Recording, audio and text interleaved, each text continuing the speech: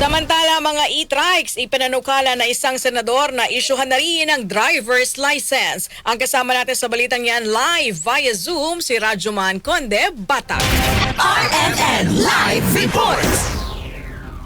Inirekomenda ni Senator Raffy Tulfo sa Land Transportation Office o LTO na isyuhan na rin ng special driver's license sa mga e-trikes na gagamitin sa pagbiyahe sa secondary roads o sa mga labas ng barangay at subdivision dahil ito pa ay for private use. Kaugnay na rin ito sa isinusulong na pag-regulate sa mga e-bikes at e-trikes at ang tuluyang pagbabawal sa mga ito na dumaan sa mga major thoroughfares. Sa isinagawang consultative meeting, tinukoy ni Senator Raffy na kahit hulihin ang mga e-trikes ay hindi matitiketa ng mga ito dahil wala naman silang lisensya. Iminungkayo ng senador na kailangan magkaroon ng driver's license sa mga e-trikes para mapilitang sumunod sa mga traffic rules. Pinatigan naman ng LTO ang swestyon ng senador na magkaroon ng driver's license ang mga e-trikes at simula rin sa Enero 2 ng susunod na taon ay kailangang nakarehistro sa LTO ang mga e-trikes na bahagi ng pag-regulate sa mga ito.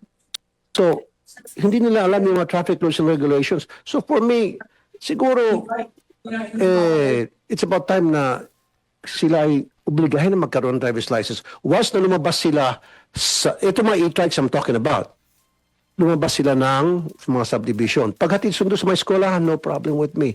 Pero maybe, obligahin na rin sila kahit na for private use na mag-register sa LTO o kumuha man ng driver's license. Yung driver's license na specialized lang para sa kanila. What do you think? What's your opinion on that? We agree, Mr. Chair, and I think the LTO will also echo this.